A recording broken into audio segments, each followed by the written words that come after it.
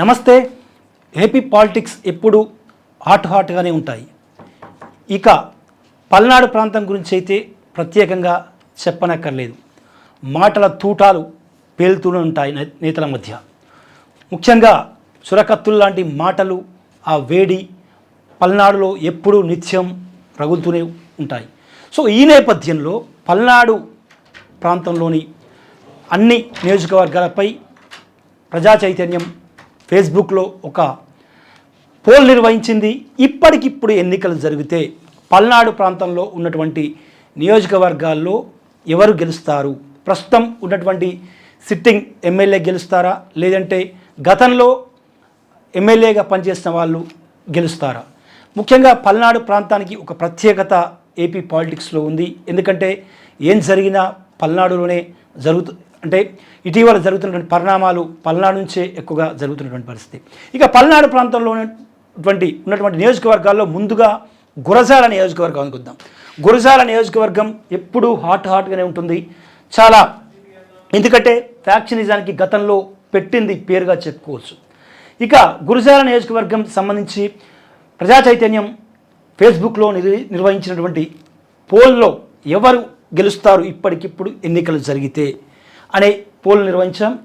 ఇందులో ఎంతమంది పాల్గొన్నారు, ఎవరు గెలవబోతున్నారు అనేది మీ ముందు ఉంచబోతున్నాం. ముఖ్యంగా ప్రస్తుతం 2024 ఎన్నికల్లో ఎర్రపతినేని శ్రీనివాసరావు టీడీపీ కూటమికి చెందినటువంటి నేత ఇక్కడ ఎమ్మెల్యేగా గెలుపొందారు. గతంలో 2019లో వైసీపీ నుంచి కాసు మహేష్ రెడ్డి ఇక్కడి నుంచి ప్రాతినిధ్యం వహించారు.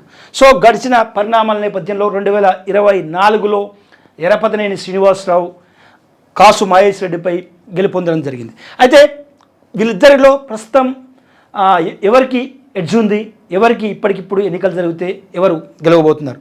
సో ప్రస్తుతం ఇది గురజాల నియోజకవర్గానికి సంబంధించి ఇక పెట్టినటువంటి పోల్లో ప్రజా చైతన్యం పెట్టినటువంటి ఫేస్బుక్ పేజీలో 657 మంది కామెంట్స్ చేయడం జరిగింది ఈ మొత్తం పోల్లో. ఇందులో చాలా వరకు ఇక్కడ కాసు ద బ్రాండ్ ఎవర్ గ్రీన్, అదేవిధంగా కాసు మహేష్ రెడ్డి అన్న, జై కాసు, ఈ విధంగా జై జగన్, జై కాసు మహేష్ అన్న, కాసు జై జగన్ మోహన్ రెడ్డి, ఇలా మా టైగర్ ఎర్రపతినేని, 100% కాసు మహేష్ రెడ్డి, అదేవిధంగా వైసీపీ కాసు మహేష్, వైఎస్ఆర్ పార్టీ కాసు వైఎస్ఆర్సీపీ, జగనన్న కార్యకర్త కాసు మహేష్ రెడ్డి అన్న, అదేవిధంగా కాసు జై కాసు ఎర్రపతినేని టీడీపీ ఎర్రపతినేని గారు, పల్నాడు సింహం కాసు మహేష్, అదేవిధంగా ఎర్రపతినేని శ్రీనివాసరావు, ఈ విధంగా దాదాపు మొత్తం 657 మంది ఫేస్బుక్లో కామెంట్ చేయడం జరిగింది. ఇక్కడ 657 మంది కామెంట్ చేశారు. 576 మంది ఈ పోల్కు లైకులు కొట్టడం జరిగింది. సో మొత్తం మీద మెజారిటీ ప్రజలు గురజాలకు సంబంధించి నియోజకవర్గాల్లో ఇప్పటికిప్పుడు ఎన్నికలు జరిగితే మెజారిటీ ప్రజలు దాదాపు 80% మంది ప్రజలు కాసు మహేష్ రెడ్డి వైసీపీకి చెందినటువంటి మాజీ ఎమ్మెల్యే గెలుపొందుతారని చాలా స్పష్టంగా ప్రజా చైతన్యం నిర్వహించినటువంటి ఫేస్బుక్ పోల్లో చాలా స్పష్టంగా వాళ్ళ తీర్పు ఇవ్వడం జరిగింది. సో అయితే కాసు మహేష్ రెడ్డి ఇప్పటికిప్పుడు ఎన్నికలు జరిగితే గెలవడానికి ఉన్నటువంటి సానుకూల అంశాలేంటి, అదేవిధంగా ఎర్రపతినేని శ్రీనివాసరావు ఓడిపోవడానికి గల కారణాలేంటి, ఒక్కసారి కనుక వాటిని విశ్లేషిస్తే అక్కడ ఉన్నటువంటి ప్రజల అభిప్రాయం కావచ్చు, అదేవిధంగా ఫేస్బుక్లో కామెంట్స్ రూపంలో అక్కడ ఎక్స్ప్రెస్ చేసినటువంటి ఆ నియోజకవర్గ ప్రజల మనోగతం కావచ్చు, ఇప్పుడు వివరిద్దాం. ముఖ్యంగా కాసు మహేష్ రెడ్డి మాజీ ఎమ్మెల్యే గెలవడానికి, అంటే ఇప్పటికిప్పుడు ఎలక్షన్ గెలవడానికి ప్రధాన కారణాలు ఆయన కుటుంబ నేపథ్యం. రాజకీయ కుటుంబ నేపథ్యం నుంచి వచ్చినటువంటి కాసు మహేష్ రెడ్డి తొలిసారిగా 2019లో వైఎస్ఆర్సీపీ నుంచి ఆయన ఎమ్మెల్యేగా గెలుపొందారు. ఆ గడిచిన 5 ఏళ్లలో, అంటే 2019 నుంచి 2024 మధ్య ఆయన చేసినటువంటి అభివృద్ధి కార్యక్రమాలే ఆయన గెలుపుకు దోహదం పడుతున్నాయని చెప్పి మన సర్వేలో తేలినటువంటి ప్రధాన అంశం. ముఖ్యంగా గురజాల నియోజకవర్గానికి సంబంధించి మెడికల్ కాలేజ్, అది కూడా medical college and hospital, medical కాలేజీతో కూడినటువంటి ఆసుపత్రిని గురజాల నియోజకవర్గానికి తీసుకురావడంలో కాసు మహేష్ రెడ్డి సక్సెస్ అయ్యారని చెప్పుకోవచ్చు. జగన్ను ఒప్పించి మరి ఆయన నియోజకవర్గానికి మెడికల్ కాలేజీతో కూడినటువంటి ఆసుపత్రిని తీసుకురావడంలో మహేష్ రెడ్డి సక్సెస్ అయ్యారు. సో దాంతోపాటు అయితే ఈ మెడికల్ కాలేజీ తాను తీసుకురావడానికి ప్రధాన కారణం అంటే తనను బాధించింది కావచ్చు, తనకు ప్రేరణ కావచ్చు. ఎందుకంటే తాను నియోజకవర్గంలో పర్యటిస్తున్న సమయంలో ఒక గ్రామంలో ఒక నిండు గర్భిణి గుంటూరు ఆసుపత్రికి తీసుకెళ్తున్న సమయంలో దాదాపు 50 నుంచి 60 కిలోమీటర్ల దూరం ఉంటుంది గురజాల నుంచి గుంటూరుకు మధ్య. సో తీసుకెళ్తున్నటువంటి సమయంలో ఆ నిండు గర్భిణి చనిపోవడం కాసు మహేష్ రెడ్డిని బాధించిందని కూడా ఆయన అనుచరులు చెప్తారు. అందులో నుంచి పుట్టిందే ఆ మెడికల్ కాలేజ్తో కూడినటువంటి ఆసుపత్రిని నియోజకవర్గాన్ని తీసుకురావడం. సో ఇది పెద్ద ఎసెట్గా కాసు మహేష్ రెడ్డికి చెప్పుకోవచ్చు.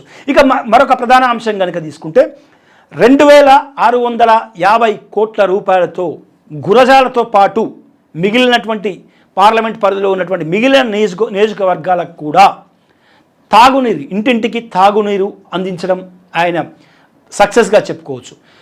మిగిలినటువంటి నియోజకవర్గాలు ఏవైతే ఉన్నాయో మాచర్ల, అదేవిధంగా వినుకొండ, చిలకలూరుపేట, సత్తెనపల్లి, సో వీటన్నిటి సంబంధించినటువంటి ఆయా నియోజకవర్గాలకు సంబంధించిన ఎమ్మెల్యేలతో అందరూ జగన్ దగ్గరికి వెళ్ళి జగన్ను ఒప్పించి 2650 కోట్ల రూపాయలతో నియోజకవర్గంలో పార్లమెంట్ సెగ్మెంట్లో ఉన్నటువంటి అన్ని నియోజకవర్గాలకు నీరు అందించడంలో కాసు మహేష్ రెడ్డి సక్సెస్ అయ్యారు.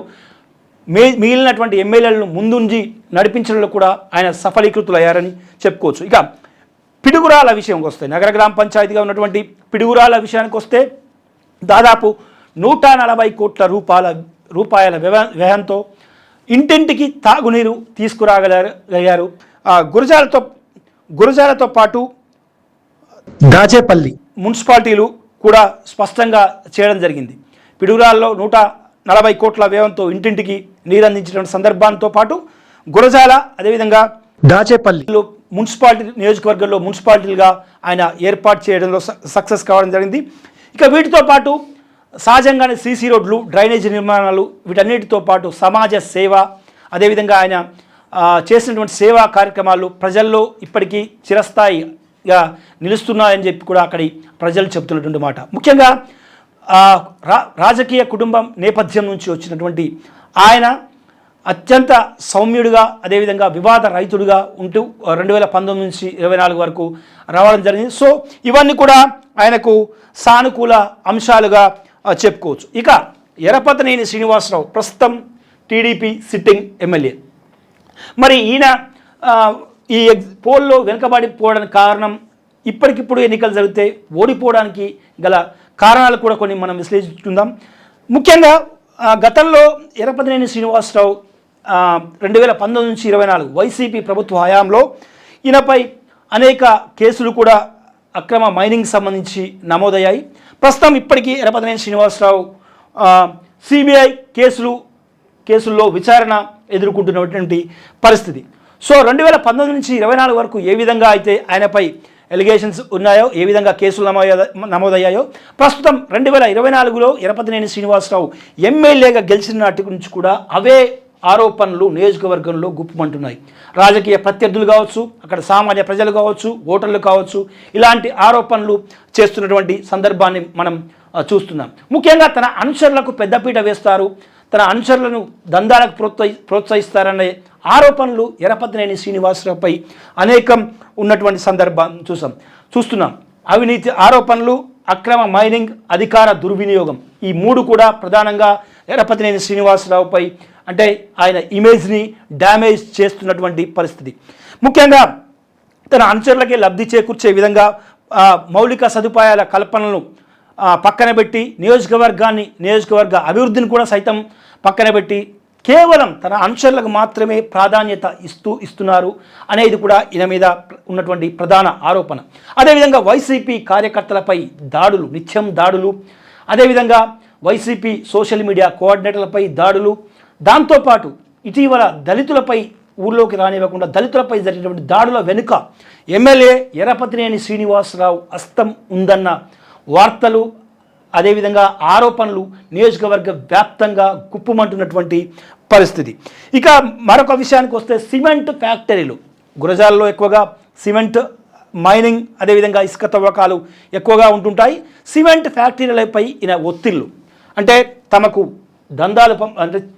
తమకు దందాలు ఇవ్వాలి అదేవిధంగా అని చెప్పి కూడా అక్కడ సిమెంట్ ఫ్యాక్టరీలపై ఒత్తిళ్లు చేసినటువంటి సందర్భాలున్నాయి. అక్కడి పారిశ్రామికవేత్తలు ఏకంగా కూటమి అధినాయకత్వానికి కూడా కంప్లైంట్ చేసినటువంటి సందర్భాలున్నాయని కూడా అక్కడి స్థానిక నేతలు చెబుతున్నటువంటి మాట. ముఖ్యంగా పెదగార్లపాడు అనే గ్రామంలో 2000 కోట్లతో ఒక సిమెంట్ ఫ్యాక్టరీ ఏర్పాటు చేశారు. అందులో దాదాపు 800 మంది కార్మికులు పనిచేస్తున్నటువంటి పరిస్థితి. సో వాళ్ళు ఆ సిమెంట్ ఫ్యాక్టరీ సంబంధించి ఎరపతినేని శ్రీనివాసరావు ఒత్తిళ్లకు లొంగపోతే వాళ్ళను కొంత ఇబ్బందులకు గురి చేశారన్నది కూడా అక్కడ నియోజకవర్గంలో చెబుతున్నటువంటి మాట. నియోజకవర్గంలో చెబుతున్నటువంటి మాటే కాదు, భవ్య చెట్టినాడ్ లాంటి సిమెంట్ ఫ్యాక్టరీలో పై దందాలు కూడా వసూలు చేసినటువంటి సందర్భం. సో ఆ ఫ్యాక్టరీలు చివరికి గురజాలలో మూసివేయాల్సినటువంటి పరిస్థితి ఎమ్మెల్యే ఎరపతినేని శ్రీనివాసరావు వల్ల వచ్చింది అని కూడా అక్కడి వాళ్ళు అదేవిధంగా సిమెంట్ ఫ్యాక్టరీ యాజమాన్యాలు చెప్తున్నటువంటి మాట.